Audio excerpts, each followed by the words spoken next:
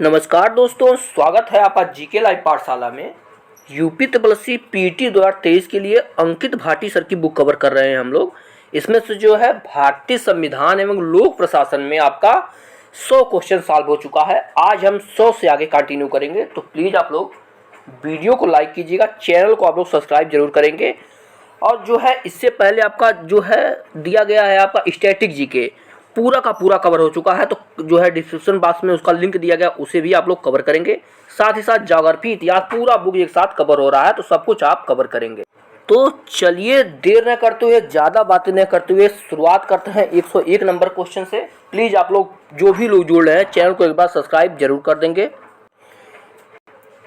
पहला क्वेश्चन देखते हैं, दिया गया है निम्नलिखित में से कौन सा केंद्र द्वारा लगाया गया एकत्र किया जाता है किंतु राज्यों और केंद्रों के बीच वितरित होता है। इसका जवाब हो जाएगा आपका ऑप्शन नंबर यहाँ से डी से होगा, कृषि आय को छोड़कर अन्य आय पर होता है। आपका ऑप्शन नंबर यहाँ से डी सही हो जाएगा। अगला क्वेश्चन, संविधान के द्वारा केंद्र और राज्यों के बीच राजस्व का बंटवारा किया गया है, यह अधिकार किसके अनुसार हुआ है। सही जवाब हो जाएगा ऑप्शन सी, भारत सरकार अधिनियम 1935 के अनुसार हुआ है। और यह क्वेश्चन जो है आपके पेपर में जरूर छपने वाला है, क्योंकि जो है सिलेबस में आपके भारत सरकार अधिनियम 1935 दिया गया है। अगला क्वेश्चन है, भारतीय संविधान का कौन सा भाग और अध्याय संघ और राज्यों के बीच विधायी संबंध के बारे में है। इसका जवाब हो जाता है आपका ऑप्शन ए, भाग 11 और अध्याय ए में ऐसा लिखा गया है। अगला क्वेश्चन है, निम्नलिखित में से कौन भारत में संघ राज्य संबंध से संबंधित नहीं है। तो इसका जवाब हो जाएगा option number C, Indrajit Gupta समिति जो है यह संघ राज्य के बीच जो है संबंध से नहीं है। बाकी आपके सरकारी आयोग जानते हैं केंद्र और राज्य के बीच संबंध के लिए राजमन्नार आयोग भी है, और यम पुंछी आयोग की अगर बात करें तो ये भी आपका संघ राज्यों के बीच समन्वय के लिए बना गया था। अगला क्वेश्चन, सरकारिया आयोग गठित हुआ था समीक्षा करने के लिए, और किसकी समीक्षा करने के लिए। सही जवाब हो जाएगा ऑप्शन डी, संघ और राज्यों के मध्य संबंधों की समीक्षा के लिए सरकारिया आयोग के गठन हुआ था। नेक्स्ट क्वेश्चन है, निम्नलिखित में से कौन एक सरकारिया आयोग की संस्तुतियों में सम्मिलित नहीं है। इसका जवाब हो जाता है ऑप्शन नंबर सी, अवकाश प्राप्त राज्यपालों को लाभ पद ग्रहण करने से वर्जित करना। यह जो है सरकारिया आयोग के द्वारा यह नहीं सुझाव दिया गया था। नेक्स्ट क्वेश्चन है, संघीय क्षेत्रों के प्रतिनिधित्व प्राप्त है। सही जवाब हो जाएगा आपका न्यायपालिका को प्राप्त है। ऑप्शन नंबर यहां से सी से होगा, किसे प्राप्त है, न्यायपालिका। अगला क्वेश्चन, निम्नांकित में से कौन एक आध्यात्मिक शासन प्रणाली का आधारभूत तत्व है। तो इसका जवाब हो जाएगा आपका ऑप्शन नंबर यहां से बी सही हो जाएगा, एकल कार्यपालिका। ऑप्शन क्या सही हो जाएगा आपका, एकल कार्यपालिका। अगले पेज पर आएंगे, 110 नंबर का क्वेश्चन दिया गया है, निम्नलिखित में से किस संघात्मक राज्य में इकाइयों को संवैधानिक संशोधन की या को प्राप्त करने की कोई शक्ति नहीं दी गई है। इसका जवाब हो जाता है आपका ऑप्शन नंबर डी, भारत को। ऑप्शन यहां से डी सही हो जाएगा। अगला क्वेश्चन, भारतीय संविधान अर्ध संघात्मक है, किसने कहा है। तो इसका जवाब हो जाता है आपका ऑप्शन डी, ये कहा आपका केसी व्हीयर ने यह कहा है। ऑप्शन यहां से डी से होगा, किसने, केसी व्हीयर। अगला क्वेश्चन है, भारतीय संविधान निर्माताओं द्वारा संघीय ढांचा अपनाने का एक कारण यह था, कौन सा कारण था। सही जवाब है ऑप्शन सी, दिया गया है आपका, इसी देश में जाति, धर्म, भाषा की भिन्नता के आधार पर स्वीकार किया गया है। ऑप्शन यहां से आपका सी सही हो जाएगा। अगला क्वेश्चन है, भारत एक गणतंत्र है जिसमें अंतर्निहित है। तो इसमें अंतर्निहित की अगर बात करें तो राष्ट्र का प्रधानमंत्री निर्वाचित होता है। गणतंत्र का मतलब यही होता है ना कि निर्वाचन होता है, ना कि चुना जाता है। अगला क्वेश्चन, एक संघीय राज्य व्यवस्था में सम्मिलित है। इसका जवाब हो जाएगा, इसमें जो है संघ और राज्यों के बीच संबंध ये भी सम्मिलित है, राज्यों के मध्य संबंध ये भी सही है, समन्वय के लिए तंत्र बना हुआ है, ये भी आपका सही है, और विवादों को सुलझाने के लिए तंत्र भी बना हुआ है। तो कौन सा कूट सही होगा। ऑप्शन यहाँ से ई सही होगा। चारों के चारों जो है जो ऑप्शन दिए गए हैं सही है। नेक्स्ट क्वेश्चन, संघात्मक व्यवस्था में केंद्र और राज्यों के मध्य शक्तियों का विभाजन किसके द्वारा होता है? इसका जवाब हो जाएगा ऑप्शन बी, यह जो है संविधान के द्वारा होता है। इसके बीच होता है संविधान के द्वारा। वही जो 3 सूचियां दी गई हैं, राज्य सूची, केंद्र सूची और समवर्ती सूची, उसी की यह बात हो रही है। अगला क्वेश्चन, लोकसभा में गुजरात राज्य की कितनी सीटें आवंटित हैं? इसका जवाब है ऑप्शन ए, गुजरात की कुल 26 सीटें आवंटित की गई हैं। ऑप्शन ए सही होगा, कितनी? 26 सीटें। अगला क्वेश्चन, भारतीय संसद में मंत्रिमंडल के विरुद्ध अविश्वास प्रस्ताव पेश करने के लिए न्यूनतम कितने सांसदों का समर्थन की आवश्यकता होती है? इसका जवाब हो जाएगा ऑप्शन डी, कम से कम जो है 50 सांसद जो रहे इनका जो है समर्थन होना चाहिए। नेक्स्ट क्वेश्चन, उत्तर प्रदेश के हिमालयी पहाड़ी क्षेत्र से उत्तराखंड नामक राज्य कब अस्तित्व में आया था? इसका जवाब है ऑप्शन बी, यह जो है 9 नवंबर सन 2000 को अस्तित्व में आया था। ऑप्शन यहां से बी होगा, कितना? 9 नवंबर सन 2000 को। अगला क्वेश्चन है, भाषा के आधार पर राज्यों के पुनर्गठन किस वर्ष प्रारंभ किया गया था? इसका जवाब हो जाएगा ऑप्शन डी, 1956 में किया गया था भाषा के आधार पर राज्यों का पुनर्गठन। नेक्स्ट क्वेश्चन, त्रिपुरा को कब भारत से के पूर्ण राज्य का दर्जा दिया गया? तो इसका जवाब ऑप्शन बी हो जाएगा, 1972 में जो है त्रिपुरा को पूर्ण राज्य का दर्जा दे दिया गया था। अगला क्वेश्चन है, भारतीय और अमेरिकी संघवाद में जिस एक बिंदु पर समानता पाई जाती है वह क्या है? तो इसका जवाब हो जाएगा ऑप्शन डी, इसमें जो है केंद्र और राज्यों के बीच विवाद में सर्वोच्च न्यायालय विवाद को निपटाता है। ऑप्शन यहां से डी सही हो जाएगा। अगला क्वेश्चन है, भारत में निम्न में से कौन सी रिपोर्ट या प्रस्ताव केंद्र राज्य संबंधों के विषय में है? इसका जवाब हो जाता है ऑप्शन ए, जो है राजमन्नार कमेटी भी इससे संबंधित है, सरकारिया आयोग भी है और आनंदपुर साहिब रिजोल्यूशन भी है। तो पहला, दूसरा, तीसरा जो है सम्मिलित है, तो ऑप्शन आपका यहां से ए सही हो जाएगा। अगला क्वेश्चन, निम्नलिखित में से किन समितियों या आयोगों ने केंद्र राज्य संबंध के विषय में संतुतियां प्रदान की हैं? वही सेम क्वेश्चन देखिए घुमा के पूछ दिया है। इसका जवाब हो जाएगा आपका ऑप्शन बी, जो है राजमन्नार समिति भी समिति है, मतलब केंद्र राज्य संबंधों से संबंधित है, और सरकारी आयोग तो जानते ही हैं। सही जवाब हो जाएगा ऑप्शन बी, पहला और दूसरा दोनों सही है। अगला क्वेश्चन, निम्नलिखित में से कौन सा सही है आध्यात्मिक शासन प्रणाली की विशेषता है? सही जवाब हो जाएगा आपका ऑप्शन नंबर यहां से डी सही हो जाएगा। ऊपर वर्णित सभी सही है, यानी कार्यकारिणी का प्रमुख राष्ट्रपति होता, संघात्मक की बात हो रही है, अध्यात्मक की, अध्यक्षात्मक की। राष्ट्रपति अपने मंत्री परिषद का चयन स्वयं करता है, ये भी सही है, और राष्ट्रपति व्यवस्थापिका को भंग नहीं कर सकता, यह भी आपका सही है। सही जवाब आपका ऑप्शन डी हो जाएगा, ऊपर सभी दिए हैं सही है। अगला क्वेश्चन, भारत की संघीय व्यवस्था किससे ली गई है? सही जवाब हो जाएगा ऑप्शन बी, यह जो है कनाडा से ली गई है। ऑप्शन यहां से बी सही हो जाएगा। अगला क्वेश्चन है, नीचे दिए गए वक्तव्य जिनमें एक को कथन तथा दूसरे को कारण कहा गया है। कथन और कारण देखिए यहां से दिया गया है आपका, भारतीय राजनीतिक व्यवस्था की प्रकृति संघीय है, जो कारण है यह शक्ति के केंद्र पर आधारित है।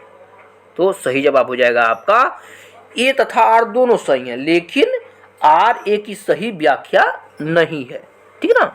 ए आर दोनों सही है, लेकिन आर जो है ए की सही व्याख्या नहीं है। आपका 126 नंबर क्वेश्चन का सही जवाब यहां से पाए। अगला क्वेश्चन देखते हैं, दिया गया है, कौन सा मत बृहद रूप से भारत में क्षेत्रवाद के अस्तित्व से संबंधित है?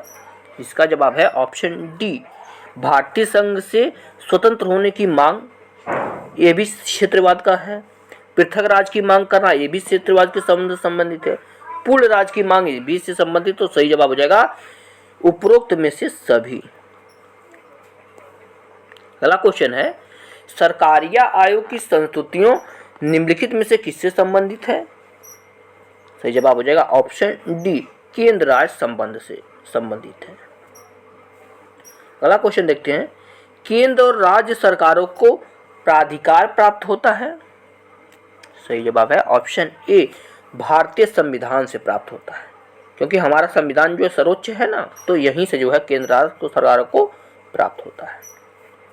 अगला क्वेश्चन देखते हैं, थोड़ा छोटा करें ताकि अच्छे से दिखाई दे। दिया है, केंद्र एवं राज्यों के बीच वैधानिक शक्तियों का बंटवारा दिया हुआ है।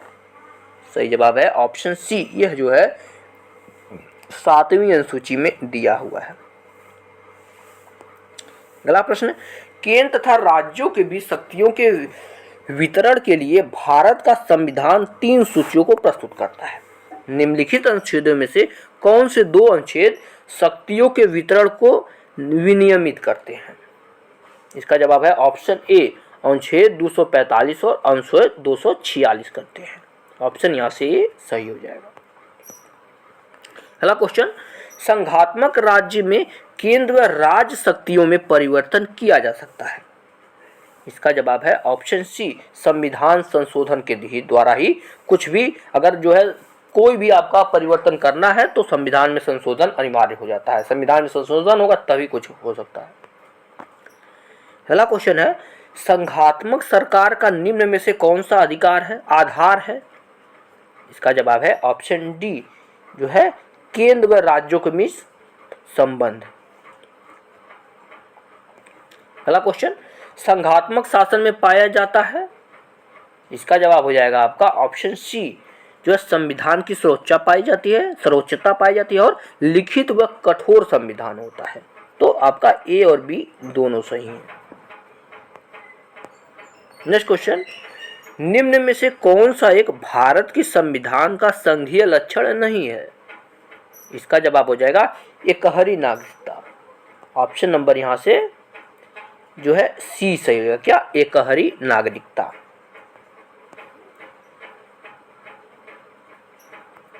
अगला क्वेश्चन है, निम्नांकित में से किस एक कथन है कि संविधान को संघात्मक के तंग ढांचे में नहीं ढाला गया है? यह किसके वक्तव्य है पूछा गया है?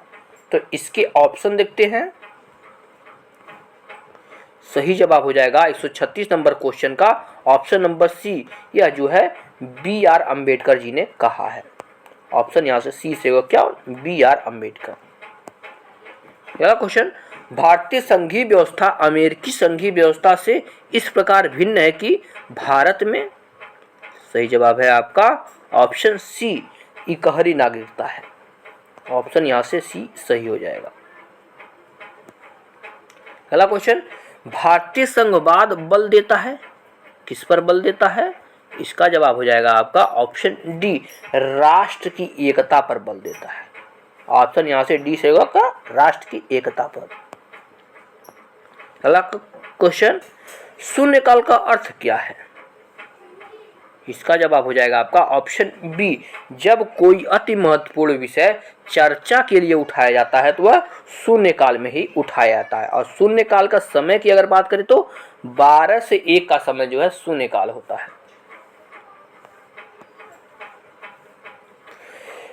अगला प्रश्न है, लोकसभा में सदस्यों द्वारा निजी विधेयक पेश करने की सूचना अवधि क्या है? सही जवाब है ऑप्शन ए, 1 माह के अंदर जो है पेश करना होता है। ऑप्शन ए सही है। अगला प्रश्न है आपका, वर्तमान में लोकसभा निर्वाचन क्षेत्र कितने हैं? इन संख्या में 1971 से कोई परिवर्तन नहीं हुआ है। सही जवाब हो जाएगा ऑप्शन ए, इस समय जो है 543 लोकसभा क्षेत्र है और इसमें जो है 1971 से कोई परिवर्तन नहीं हुआ है। अगला क्वेश्चन, संविधान द्वारा विचार की गई लोकसभा की अधिकतम ताकत यानी संख्या क्या है? सही जवाब है ऑप्शन ए, 550 हो सकती है लोकसभा में अधिकतम संख्या। ऑप्शन यहां से ए सही हो जाएगा।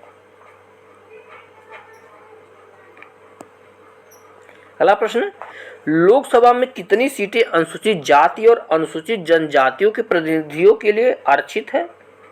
तो इसका जवाब हो जाता है ऑप्शन डी, 131 सीटें हैं। ऑप्शन यहां से डी से होगा कितनी? 131 सीटें।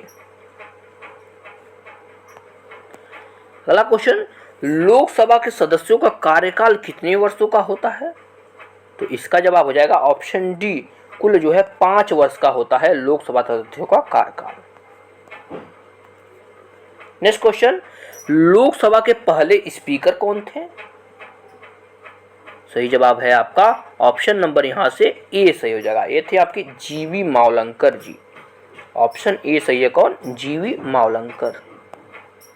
अगला प्रश्न है, भारत में निम्न में से किस लोकसभा अध्यक्ष का कुल कार्यकाल सर्वाधिक रहा है?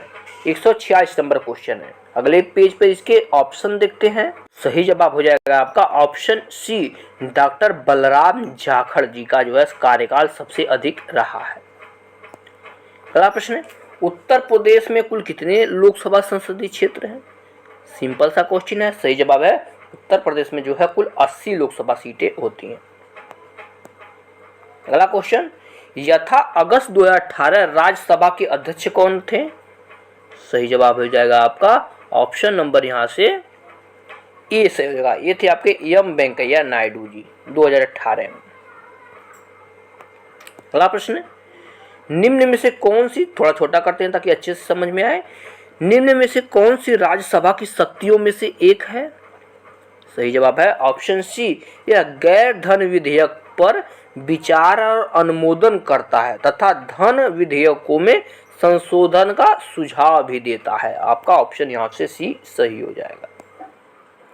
अगला प्रश्न देखते हैं 150 दिया गया है, भारत विश्व का विशालतम लोकतांत्रिक प्रजातंत्र है। प्रथम लोकसभा सत्र कब आयोजित किया गया था? इसका जवाब हो जाएगा ऑप्शन सी, पहला लोकसभा जो है 13 मई 1952 को आयोजित किया गया था। नेक्स्ट क्वेश्चन, लोकसभा की सदस्यता के लिए उम्मीदवारों की न्यूनतम आयु क्या निर्धारित की गई है? इसका जवाब है ऑप्शन बी, 25 वर्ष निर्धारित की गई है। ऑप्शन यहां से बी से होगा 25 वर्ष। अगला प्रश्न, नीलम संजीव रेड्डी भारत के कौन से नंबर के राष्ट्रपति थे? इसका जवाब है ऑप्शन बी, यह भारत के 6वें राष्ट्रपति थे। नेक्स्ट क्वेश्चन है, भारत के राष्ट्रपति द्वारा चरित्र को बदले बिना सजा की मात्रा को कम कर देना, यानी आर्टिकल 72 की बात कर रहा है, इसको क्या कहा जाता है? सही जवाब है इसे परिहार कहा जाता है। ऑप्शन यहां से सी से क्या बोला जाता है? परिहार। अगला प्रश्न, श्री रामनाथ कोविंद भारत के कौन से नंबर के राष्ट्रपति थे, मतलब थे इससे पहले? सही जवाब हो जाएगा ऑप्शन बी, ये आपके 14वें राष्ट्रपति थे। अगला क्वेश्चन है, रामनाथ कोविंद को वर्ष 2017 में भारत के कौन से नंबर का राष्ट्रपति चुना गया था? इसका जवाब है ऑप्शन बी, यह जो है भारत के 14वें राष्ट्रपति थे। ऑप्शन यहां से आपका बी सही हो जाएगा। नेक्स्ट क्वेश्चन 156 नंबर का दिया गया है आपका, भारत के राष्ट्रपति का कार्यकाल कितने वर्ष का होता है? इसका जवाब है ऑप्शन सी, यह जो है 5 वर्ष का भारत के राष्ट्रपति का कार्यकाल होता है। अगला क्वेश्चन है 157 नंबर का, ध्यान समझिएगा, थोड़ा लंबा क्वेश्चन है। दिया गया है आपका,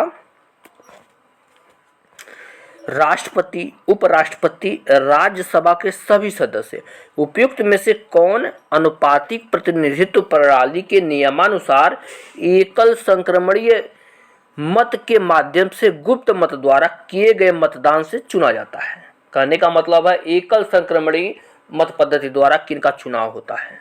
इसका जवाब हो जाएगा राष्ट्रपति का होता है और उपराष्ट्रपति का होता है, यानी पहला और दूसरा दोनों सही है। अगला प्रश्न है, भारत का निम्नलिखित में से कौन सा राष्ट्रपति निर्विरोध निर्वाचित हुआ था? इसका जवाब हो जाएगा आपका ऑप्शन सी, नीलम संजीवा रेड्डी जी आपके निर्विरोध थे। अगला प्रश्न है, किस भारतीय राष्ट्रपति ने आयरिश स्वतंत्रता संग्राम में भाग लिया और इसके लिए जेल भी गए थे? इसका जवाब है ऑप्शन ए, ये कौन थे? वीवी गिरी थे। ऑप्शन ए सही है। अगला क्वेश्चन, राज्यसभा की विशेष शक्ति इस आशय का प्रस्ताव अपनाकर संविधान के अनुच्छेद कौन से में दिया गया है कि वह राज्य में सूची में शामिल किसी भी मामले के संबंध में कानून बनाने के लिए संसद को सशक्त बना सके। सही जवाब है ऑप्शन डी, यह जो है आर्टिकल 249 में दिया गया है। अगला प्रश्न, कौन से अनुच्छेद के प्रावधानों के तहत लोकसभा और राज्यसभा की संयुक्त बैठक को राष्ट्रपति द्वारा बुलाया जा सकता है? इसका जवाब है आपका ऑप्शन सी, यह जो है 108 के तहत संयुक्त बैठक बुलाई जाती है। नेक्स्ट क्वेश्चन, लोकसभा में मतदान करते समय टाई की स्थिति में किसके पास जो है वीटो वोट यानी वोट डालने का अधिकार होता है, यानी निर्णायक वोट डालने का अधिकार की बात कर रहा है। सही जवाब है यह जो है लोकसभा अध्यक्ष के पास होता है, जो कि स्पीकर कहलाता है। अगला प्रश्न, भारत के पहले प्रधानमंत्री पंडित जवाहरलाल नेहरू ने 14 अगस्त 1947 की मध्य रात्रि को नियति से वादा यानी ट्रस्ट विद द डेस्टिनी शीर्षक भाषण कहाँ से दिया था? तो यह जो है ऐतिहासिक भाषण जो है संसद से दिया गया था, यानी संविधान सभा से दिया गया था। अगले पेज पर आएंगे अब। नेक्स्ट क्वेश्चन है, इनमें से कौन सा भारत का कार्यवाहक राष्ट्रपति नहीं है? सही जवाब हो जाएगा आपका ऑप्शन नंबर यहां से बी से होगा। डॉक्टर जाकिर हुसैन जो है यह आपके कार्यवाहक राष्ट्रपति नहीं थे। ऑप्शन यहां से कौन सा, डी वाला, बी वाला ऑप्शन सही हो जाएगा। अगला प्रश्न देखते हैं। क्वेश्चन है आपका, भारत में राष्ट्रपति अपना कार्यकाल पूरा होने से पहले अपना त्यागपत्र किसे सौंपता है? इसका जवाब है ऑप्शन बी, यह जो है उपराष्ट्रपति को अपना त्यागपत्र सौंप सकते हैं। ऑप्शन यहां से भी सही हो जाएगा। नेक्स्ट क्वेश्चन, अनुसूचित जनजाति के संरक्षण के लिए एक क्षेत्र को अनुसूचित क्षेत्र के रूप में घोषणा करने की शक्ति किसके पास होती है? ये भी इंपॉर्टेंट क्वेश्चन है और यह शक्ति राष्ट्रपति के पास होती है। कोई किसी भी क्षेत्र को जो है अनुसूचित जाति क्षेत्र, अनुसूचित जनजाति क्षेत्र कौन घोषित करता है? राष्ट्रपति ही करता है। नेक्स्ट क्वेश्चन, राष्ट्रपति द्वारा राज्यसभा में कितने सदस्यों को नामित किया जा सकता है? इसका जवाब है ऑप्शन सी, जो है 12 सदस्यों को नामित किया जाता है राष्ट्रपति के द्वारा। नेक्स्ट क्वेश्चन 168 नंबर का क्वेश्चन है, 42वें संविधान संशोधन के माध्यम से भारतीय संविधान में कितने मौलिक कर्तव्य सम्मिलित किए गए थे? सही जवाब हो जाएगा आपका ऑप्शन सी, कुल जो है 10 मौलिक कर्तव्य ऐड किए गए थे। आपका ऑप्शन सी सही हो जाएगा। नेक्स्ट क्वेश्चन, मार्च 2019 तक उपलब्ध जानकारी के अनुसार भारतीय संविधान में कितने मौलिक कर्तव्य हैं? इसका जवाब है ऑप्शन डी, कुल जो है 11 मौलिक कर्तव्य हैं। नेक्स्ट क्वेश्चन, मौलिक कर्तव्य से संबंधित अनुच्छेद 51A या 51K को संविधान में निम्न किसके द्वारा शामिल किया गया था? सही जवाब है यह 42वां संविधान संशोधन अधिनियम के द्वारा मौलिक कर्तव्य को जोड़ा गया था। अगला क्वेश्चन, भारतीय संविधान में कितने मूल कर्तव्य दिए गए हैं? सही जवाब है ऑप्शन सी, कुल 11 मौलिक कर्तव्य दिए गए हैं। अगला क्वेश्चन, निम्नलिखित में से कौन सी समिति ने मूल कर्तव्य को संविधान में सम्मिलित करने का सुझाव दिया था? सही जवाब है सरदार स्वर्ण सिंह समिति ने ऐसा किया था। ऑप्शन यहाँ से डी से हो जाएगा और यह जो है आपका इंपॉर्टेंट प्रश्न बनता है यहाँ से। अगला क्वेश्चन, निम्न में से किस एक की संस्तुति के आधार पर मूल कर्तव्यों से संबंधित प्रावधानों को भारत के संविधान में जोड़ा गया था? सही जवाब है ऑप्शन डी, ठक्कर आयोग के जो है संस्तुतियों के आधार पर जोड़ा गया था। अगला प्रश्न है, भारतीय संविधान के अंतर्गत निम्नलिखित में से कौन एक मौलिक कर्तव्य नहीं है? इसका जवाब हो जाता है ऑप्शन ए, लोक चुनाव में वोट डालना। यह जो है मौलिक कर्तव्य के अंतर्गत नहीं होता है, यह हमारा कानूनी अधिकार है। यहाँ से आपका ऑप्शन ए सही हो जाएगा। नेक्स्ट क्वेश्चन, निम्नलिखित में से कौन सा एक राज्य का नीति निर्देशक तत्व नहीं है? सही जवाब है ऑप्शन डी, 14 वर्ष की आयु तक बच्चों को निःशुल्क शिक्षा देना। यह जो है नीति निर्देशक तत्व का हिस्सा नहीं है, यह जो है मौलिक अधिकारों के अंतर्गत आ जाता है। अगला प्रश्न है, भारतीय संविधान का निम्न में से कौन सा अनुच्छेद मानव के क्रय विक्रय तथा जबरदस्ती मजदूरी कराने पर प्रतिबंध लगाता है? सही जवाब है आर्टिकल 23 लगाता है। यह जो है मौलिक अधिकार के अंतर्गत आता है आपका। अगला प्रश्न है, भारतीय संविधान का निम्नलिखित में से कौन सा अनुच्छेद विधिक समता यानी कानून के सामने समानता का अधिकार देता है? सही जवाब है ऑप्शन ए, आर्टिकल 14 देता है। ऑप्शन ए सही है क्या? आर्टिकल 14। अगला प्रश्न, कौन सा मौलिक अधिकार अल्पसंख्यक के हितों के संरक्षण की बात करता है? सही जवाब है ऑप्शन डी, सांस्कृतिक और शैक्षिक अधिकार। ऑप्शन यहां से डी सही हो जाएगा। नेक्स्ट क्वेश्चन, निम्नलिखित में से कौन सा उदाहरण संविधान स्वीकृत मूलभूत अधिकारों का उदाहरण नहीं है? सही जवाब है ऑप्शन सी, माँ बाप की संपत्ति के उत्तराधिकारी उनके बच्चे ही होते हैं। ऐसा कहीं नहीं जो है अधिकारों का उदाहरण नहीं है। अगला प्रश्न, मौलिक अधिकारों को लागू करने के लिए संविधान ने किसे विशेष उत्तरदायित्व सौंपा है? सही जवाब हो जाएगा ऑप्शन ए, यह जो है उच्चतम न्यायालय को सौंपा गया है। अगला प्रश्न, निम्नलिखित में से कौन सा संसद का कार्य नहीं है? 181 नंबर का क्वेश्चन है।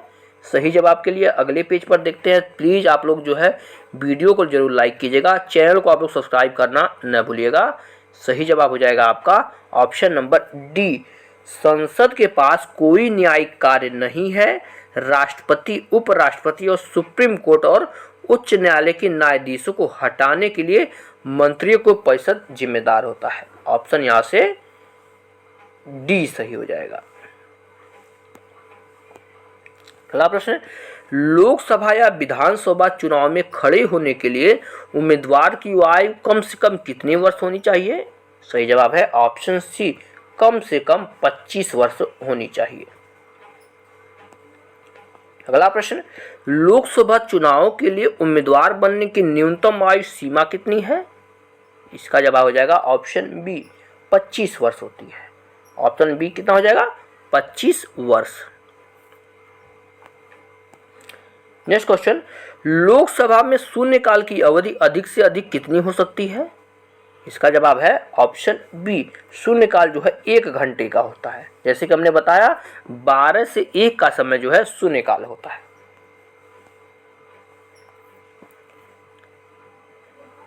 अगला प्रश्न है, भारत के राष्ट्रपति अपना त्यागपत्र किसको संबोधित करता है?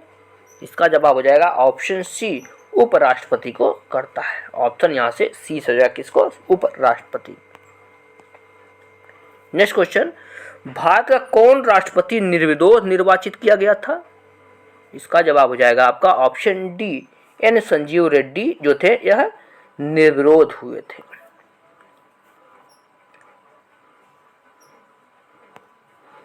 अगला प्रश्न है, उपराष्ट्रपति को अपना कार्यकाल समाप्त होने से पूर्व अपने पद से हटाने का अधिकार निम्नलिखित में से किसके पास है?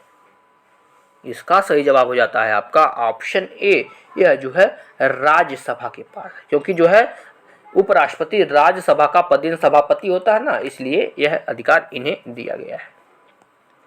अगला प्रश्न है, भारतीय संविधान के किस अनुच्छेद के तहत उपराष्ट्रपति का चुनाव होता है? इसका जवाब है आपका अनुच्छेद 66 के तहत जो है उपराष्ट्रपति का चुनाव होता है। अगला प्रश्न, भारत के प्रथम उपराष्ट्रपति कौन थे? इसका जवाब हो जाएगा आपका option B, doctor S Radhakrishnan थे आपके उपराष्ट्रपति भारत के प्रथम। अगला प्रश्न, राज्यसभा में मनोनीत सदस्यों की कुल संख्या कितनी है? इसका जवाब हो जाएगा ऑप्शन डी, यह जो है 12 होती है। ऑप्शन यहाँ से डी से होगा कितना, 12। अगला प्रश्न है, प्रत्येक 2 वर्ष के बाद राज्यसभा के कितने सदस्यगण सेवानिवृत्त हो जाते हैं? इसका जवाब है ऑप्शन सी, 1/3 सदस्य जो है प्रत्येक 2 वर्ष बाद सेवानिवृत्त हो जाते हैं। अगला प्रश्न, राज्यसभा के पदेन अध्यक्ष कौन होते हैं? इसका जवाब है ऑप्शन बी, यह जो है उपराष्ट्रपति होते हैं। नेक्स्ट क्वेश्चन, राज्यसभा सदस्य के लिए न्यूनतम आयु कितनी है? तो इसके लिए जो है आपको 30 वर्ष आयु पूरी करनी होती है। ऑप्शन बी सही है। और लोकसभा के लिए 25 वर्ष हो जाती है। अगला प्रश्न, राज्यसभा का सदस्य बनने के लिए आवश्यक न्यूनतम आयु कितनी है? सेम क्वेश्चन है, सही जवाब हो जाएगा 30 वर्ष। ऑप्शन यहाँ से सी से होगा कितना, 30 वर्ष। नेक्स्ट क्वेश्चन, मृत्युदंड के मामले में क्षमा देने का अधिकार किसके पास होता है? सही जवाब है आपका ऑप्शन बी, यह जो है राष्ट्रपति के पास होता है। यहाँ से जो है हमने संविधान को पूरा का पूरा यहाँ से कवर कर लिया है। तो आप लोगों ने जो है वीडियो को लाइक जरूर करना है, चैनल को सब्सक्राइब करके ही आप लोग जाइएगा और पूरा का पूरा लेक्चर देखेंगे तो आपको बहुत सारे बेनिफिट यहाँ से मिलने वाला है। मिलते हैं नेक्स्ट लेक्चर में, तब तक के लिए आप अपना फीडबैक आप लोग देना न भूलिए, जो भी आपका फीडबैक हो हमें देते रहिए। मिलते हैं नेक्स्ट लेक्चर में, धन्यवाद।